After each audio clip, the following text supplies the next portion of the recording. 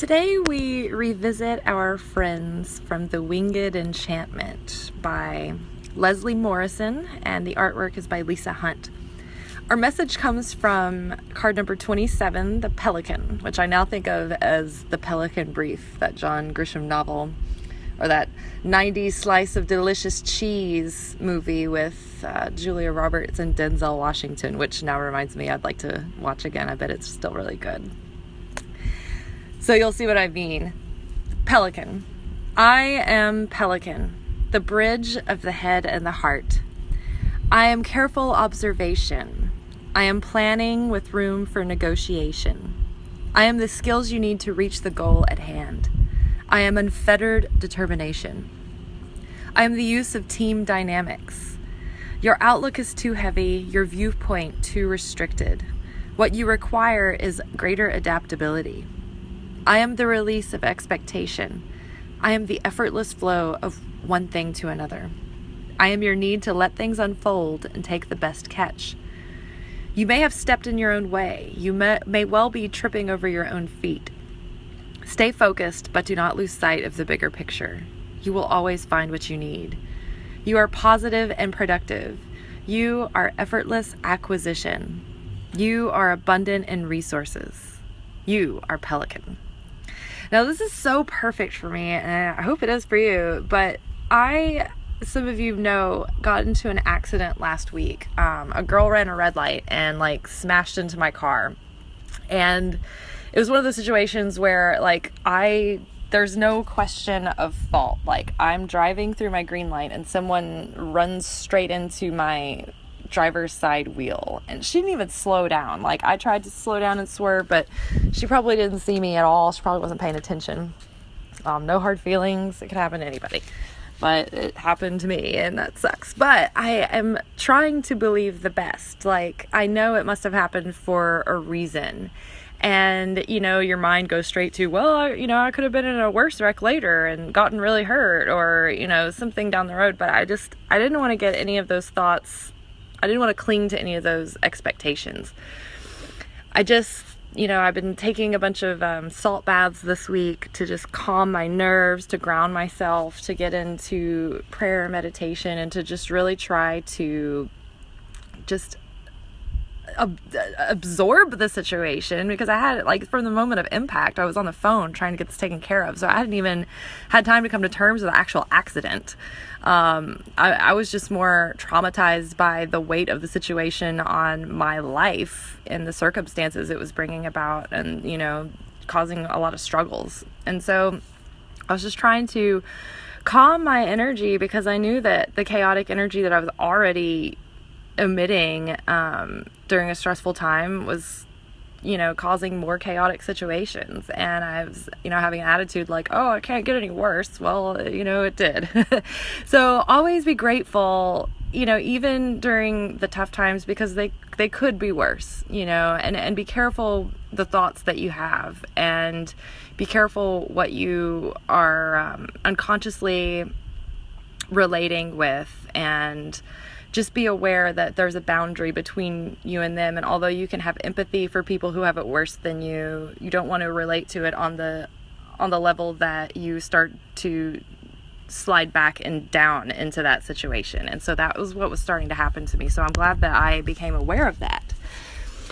But so anyway, I was like, okay, I know that there's a lesson in this, and it's okay if I never know why this happened. I need to accept uncertainty and just be in faith that this happened for my highest good. Even if I never know what that is, that's okay. And so while I was in the bath, a very clear sort of feeling and knowing came into my being. And it was that I had noticed something weird about my car recently. And I have a history of terrible car luck. That is the pattern that is always happening to me, and I've been consciously trying to change it. I had a couple of Volkswagens that just had the weirdest self-destruct things that just went wrong, one after the other, until they were finally dead and buried. And then I was like, okay, I'm turning over a new leaf. I'm getting a Toyota 4Runner. No one has ever said anything bad about those cars. If anything, they just keep running and running.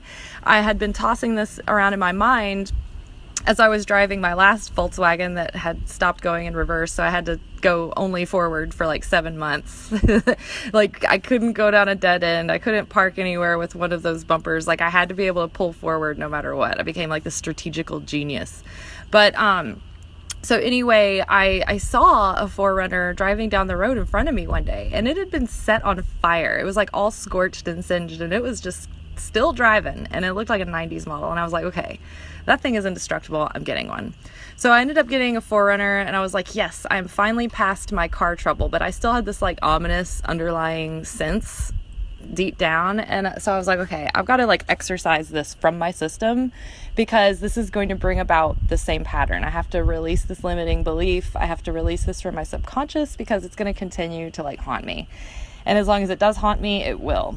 And so I, sure enough, within the first year that I bought this 4Runner, I had to replace a catalytic converter, which was like $900. And in order to pass emissions, I had to replace the second catalytic converter because they weren't reading evenly. So even though there was nothing wrong with the other one, I still had to replace it. And so for like 7 months, again, another 7-month cycle of like ridiculous car crap, I was driving around with expired tags. And I shit you not, for 7 months, I just declared that I was invisible to law enforcement unless I needed them for my help. And I never ended up with a cop behind me, not even once. In 7 months, I had expired tags, not even a warning. So I was protected.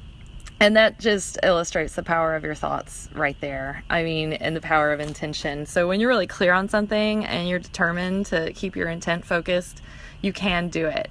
And it's funny because sometimes, you know, you'll say something in passing, or like, oh, really lightheartedly, and like that comes into fruition, and you're like, how did I do that? It's because there wasn't any resistance. Like you were so nonsensical that you didn't even bother with, oh, well, that can't happen, and you weren't conflicted within yourself. It just happened. So a lot of the funny little negative things you might say in sarcasm or facetiousness are actually kind of dangerous sometimes, because those are the times when people say, be careful what you say, be careful what you wish for.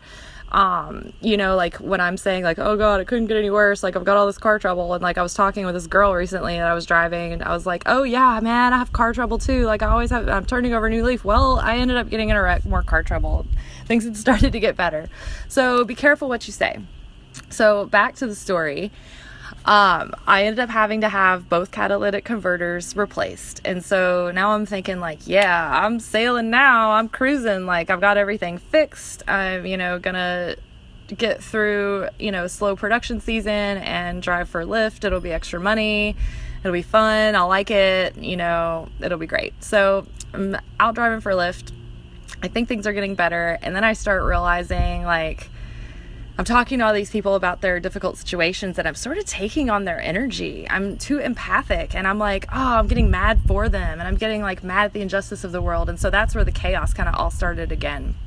And so I'm driving, and I realize that I'm starting to feel this weird thing in my car, and I don't even know how to describe it. I'm not a mechanic, but the only way I can describe it is when I started to go up a hill, like it felt like nothing was catching, and it was making this weird clicking sound. And if I was like stopped on a hill and trying to accelerate, it would be like, felt like something was slipping. So I was like, well, this sounds expensive.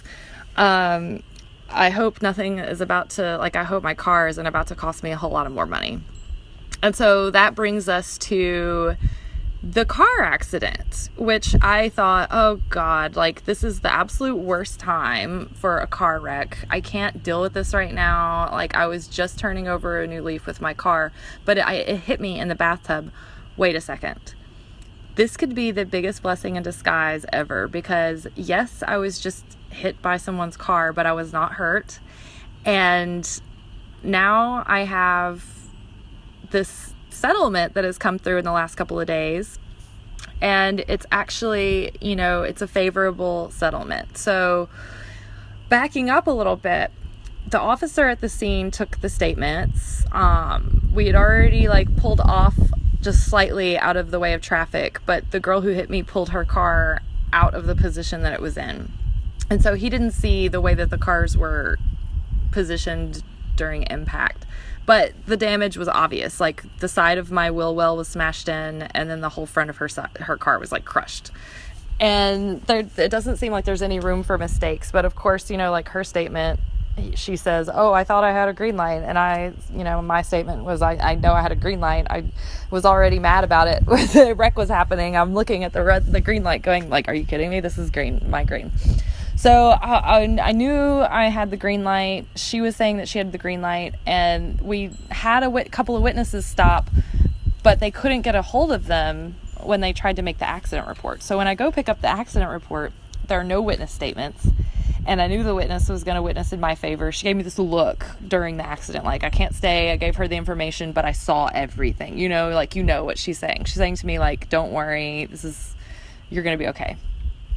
So there's no witness statements. They weren't able to get in touch with the witnesses. Not only that, so the narrative reads, this girl says she had the green light, and I'm saying I have the green light. So there's nothing to go on as far as like who's at fault or whatever, whose insurance is paying up. And the diagram that shows the accident depicted my car hitting her in her passenger side, which is not what happened at all. Like the whole front end of her car hit perfectly perpendicular with my driver's side wheel. And so I'm trying to call people and like let them know at my insurance company, like, hey, this report is wrong. And they're like, they keep blowing me off, like, oh, well, it's only one factor. We have the narrative. Oh wait, the narrative doesn't really say anything, so we'll have to go by the diagram, but we can see what happened from the diagram. And I'm like, no, I'm trying to tell you can't, because it's not correct. Like, I know that this is a factor, but since there's not any witness statements and this is the only thing you have to go on as a picture, it's saying that I hit her when she hit me. So I was very concerned about this, and everybody around me seemed to just be blowing it off like it was no big deal. Finally, it took me like 10 minutes with this one woman, and finally she said, oh, okay, I see. Your passenger side was impacted by her. I can see from the pictures. And I'm like, no, my driver's side wheel. So finally she's like, I see what you're saying now. Oh, okay. Oh, wow. Well, that does need to be changed. But good luck, because they never change them once, the police never change the accident reports once they make them. So you can try, but just be aware. And I'm like, oh, great. So I'm just like, I'm unfettered to my determination. I'm going to get this accident report changed. So I call and leave a message at the traffic bureau. We even set out to go just drive over there, but we found out the hours are closed. So Monday morning, I'm getting ready to call them and just touch base. And when I call, the woman, the secretary, answers, and she's like, hey, you're never going to believe this. I was just getting ready to call you and let you know what was happening when the witness called me to let me know what happened, and she's going to testify in your favor, and she is going to call the police officer and give her report this afternoon when he comes into work. And I'm like, oh my gosh, I cannot believe it. She's like, I can't get over that it was exactly at the same time. Now, I am kind of used to these kind of synchronicities because I expect them. Like, I know that's sort of how the universe works. That's how angels work. Like, that's how destiny works. Like, you have these like destined moments that happen, or these synchronicities that are kind of telling you like, hey, this is something significant, or you should pay attention to this, or maybe go in this direction, or maybe not, but you learn to gauge it. After a while, it becomes a language that you speak. But this woman was floored by the synchronicity. Now, if that wasn't enough, later, the police officer, I was supposed to call him at like around 3 or whatever. And so he calls me and leaves a message. I was calling him back, and he was like, you're never going to believe this. I was like, what? He goes, I was opening the file to like go over, your report and everything. And the woman, the witness from the accident, called me at that exact moment. And I was like, oh, no way. And it didn't occur to me till later that like that happened to the woman and him on separate instances. It wasn't like the same occurrence. So he was also floored by the coincidence, and he was like, look, usually I don't change accident reports once I make them, but in this instance I will, because this is going to put the accident in your favor. And I was like, thank you, this is such a miracle, like, thank you so much. And so I get off the phone with him, and everything's getting sorted out, and a couple of days go by, and I get the call that I don't know at this point whether they're going to fix my car, whether they're going to total it, or what. So I just learned, like, at that moment, like, I'm like, okay, dear God, like, I accept if you're taking my car away. Like, that's fine. I'm not going to fight it. I'm not going to fight to get the car fixed. I'm going to accept what they tell me about it, because you may be taking this car away to protect me. And so sure enough, they total it, even though like the total was, they could have gone either way. Like it was over the value of the Blue Book listing, but not market value. So they decided to give me a cash settlement. And this is what I was afraid of, because I was afraid that they wouldn't give me enough to like pay off my loan. I was halfway through paying off this car. I didn't think that they'd give me enough to pay off my loan and have a down payment. And I knew I certainly wasn't going to get enough to be sitting at the exact same position that I was in before the wreck. I knew I would lose some money, but I just didn't know what. And so as it turns out, like I just tried to do another salt bath and meditate and pray, and just pray for protection and justice, and that I would be treated fairly and compensated properly so that I could get another dependable car again. I don't need anything extravagant, just something dependable. And it really worked out in my favor. The settlement was way more than I expected. It's enough to pay off my loan and enough to give me twice what I had as a down payment when I bought my other car.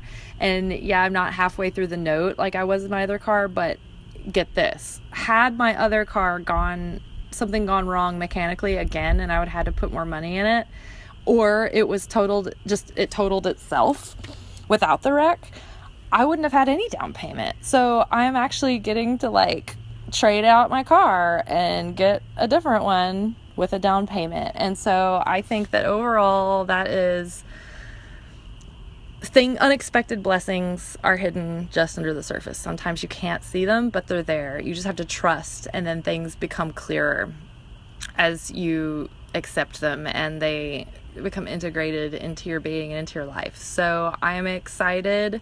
I'm relieved.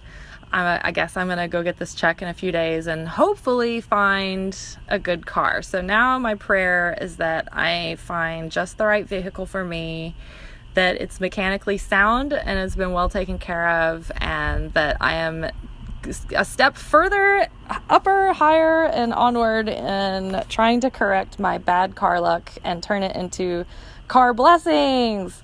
So I hope that this story has, amused you or informed you or comforted you in some way. But I tell it to tell you that sometimes shitty stuff happens. Shit happens all the time, but you never know when that shit actually is better than you think it is. So here's to shit happening for a reason. May your every moment be graced with light, love, and magic. Peace.